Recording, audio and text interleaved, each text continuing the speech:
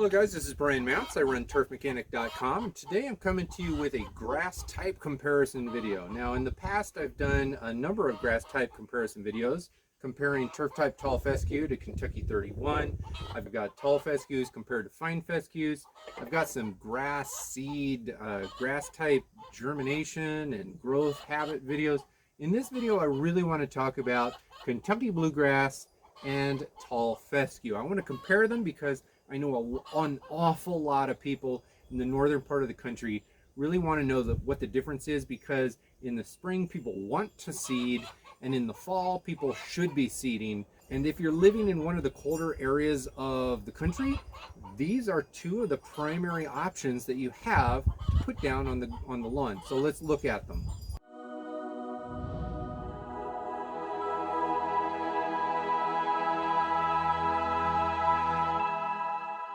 All right, before we get going, I want you to understand that these are two different types of tall fescue. This is turf type tall fescue. This is Kentucky 31 tall fescue. Both of these tall fescues were planted in these pots back in late July, early August of 2020. These are about 9 months old.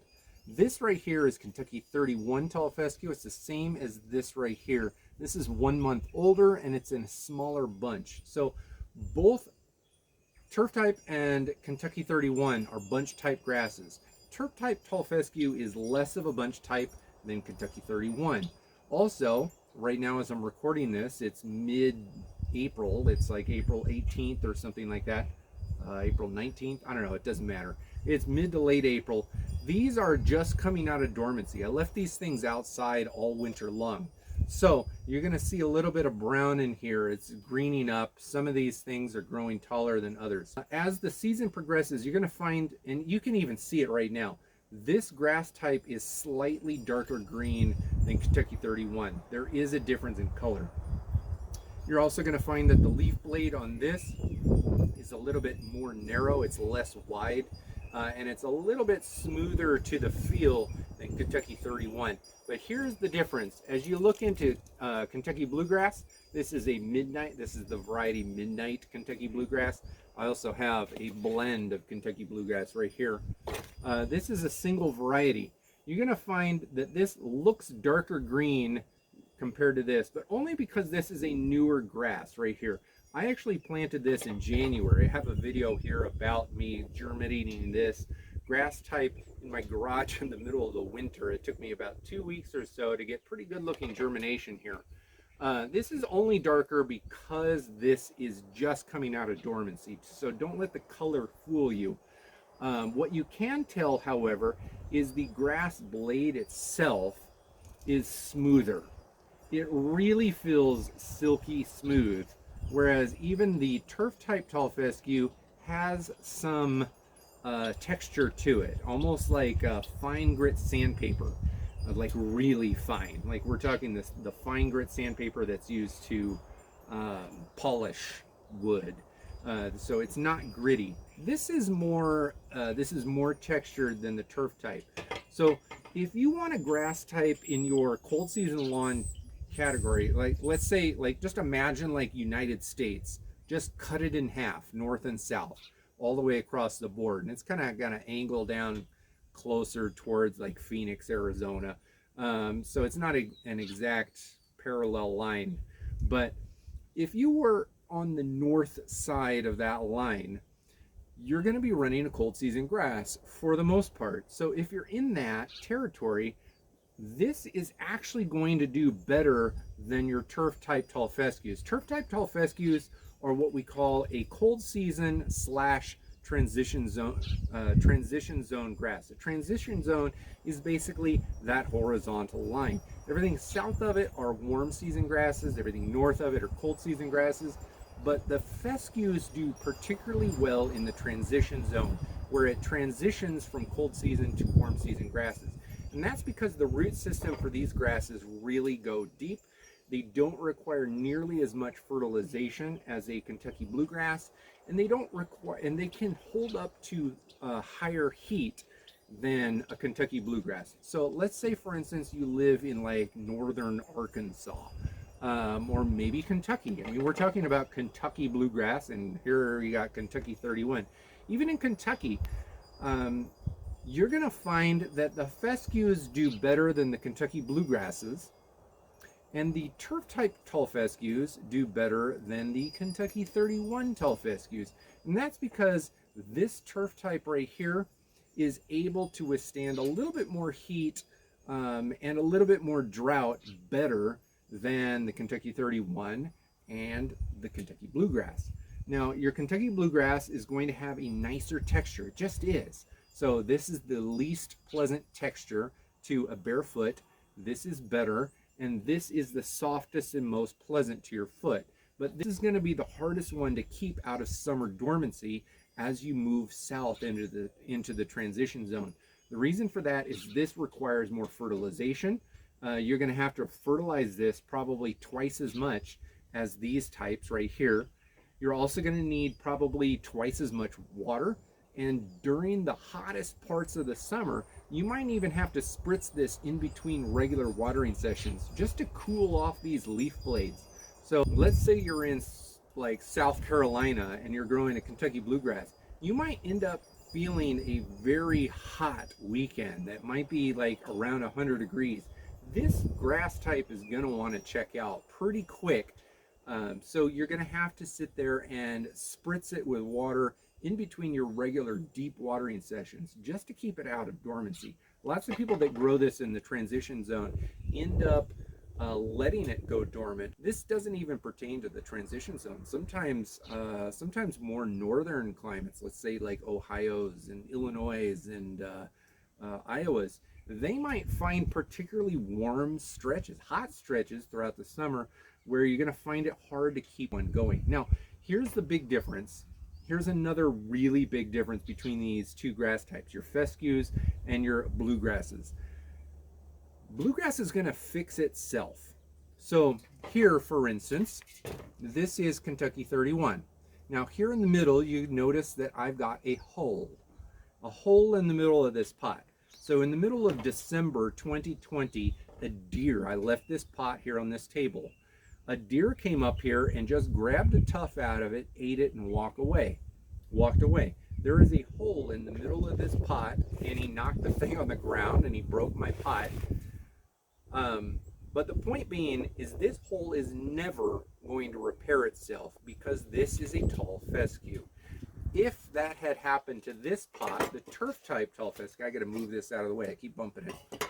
If that had happened to the turf type tall fescue, the same thing would happen. I'd have a little hole right in the middle. It would never repair itself because this is a bunch type grass. This type of grass, one little strand grows up, and then out of that little strand, little extra things grow up. But it's above the soil surface and it never spreads into the holes. So if an animal digs in your lawn, if you've got pets and they pee in the lawn and they kill a spot of the grass, whatever the problem is, I don't know, maybe you move like a structure on your lawn and there's like just a spot in the grass that doesn't have any grass growing on it. If you're growing fescue of any kind, it's not going to fill into that hole. Kentucky 31 will. Kentucky 31 is really the only cold season grass type that will spread horizontally. So if there's a small blemish in your yard, so long as you keep the grass like active, growing, not dormant, if you fertilize it and water it, it will slowly spread into those spots and fix themselves. It's the only cold season grass that does that. Now there are some newer varieties, like really fancy varieties, boutique varieties of turf type tall fescue that have very small rhizomatic horizontal spreading capabilities, but they are very lacking when it comes to comparing them to Kentucky bluegrass. In my opinion, the soft texture of Kentucky bluegrass and the ability to spread into holes or weak spots of the lawn truly is the biggest selling point of Kentucky bluegrass. Now, again, don't look at color. This one is always going to be more lime green than that one because it's Kentucky 31. So turf type tall fescue, this is going to darken up as spring transitions closer to summer. And it's going to match the Kentucky bluegrass pretty closely. But the texture, this is way softer than this. It just is. Now, you're also going to find Kentucky bluegrass tends to be cut in the 1.5 to 3 inch range. So depending on who's cutting the grass, you're going to be cutting Kentucky bluegrass generally in 1.5 to 3 inch height of cut. Turf type tall fescue is taller.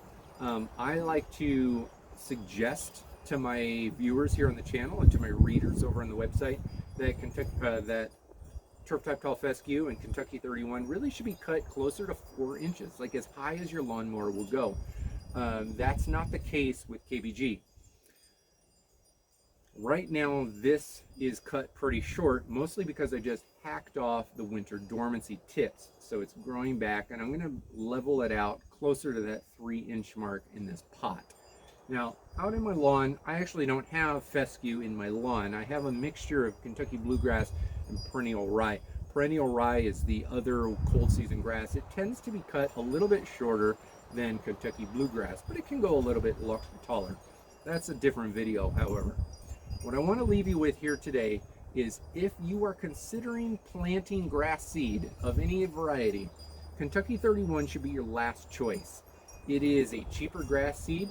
It doesn't have a lot of nutritional requirements in terms of your fertilization, so it's going to do pretty good. If you have hot weather, it will kind of go dormant a little bit. It will come out of winter dormancy a little bit slower than turf type. But turf type is going to feel better to your skin. It's not going to bunch as much, so it's not going to feel quite as clumpy or lumpy as Kentucky 31. But this one is not going to feel lumpy at all. If you want a smooth lawn that really just feels great under a bare foot and never really feels lumpy, Kentucky is the way to go. The problem with it, though, is it's the hardest one to establish. So I've saved this part for last. It is easily the hardest cold season grass type to get established in a lawn. So in a controlled setting, we're talking in a pot, in potted soil, something that I could control all across the board. I planted this somewhere around the first week of January. So this has been going for 3.5 months. What is that? About 105 days. And I am still not seeing even distribution of this grass. Even in this one right here, I've got big fluffiness here and a weak spot here in the middle. It is actually particularly hard to germinate Kentucky bluegrass and get even spread for a long period of time. Now, you can get good germination in about 2 weeks' time under ideal circumstances. Within 30 days, you've got pretty good germination across the board, but it's a long time before Kentucky bluegrass starts establishing itself as a grass type that has taken over an area. Now, over the next month or two, this plant, especially in late spring weather, is really going to excel where I live. And it's going to fill in as I trim it with my little grass shears here. It's really going to blend in very nicely. But we're talking in a lawn setting, it's very hard, almost impossible to get this grass type to establish well in the spring growing season.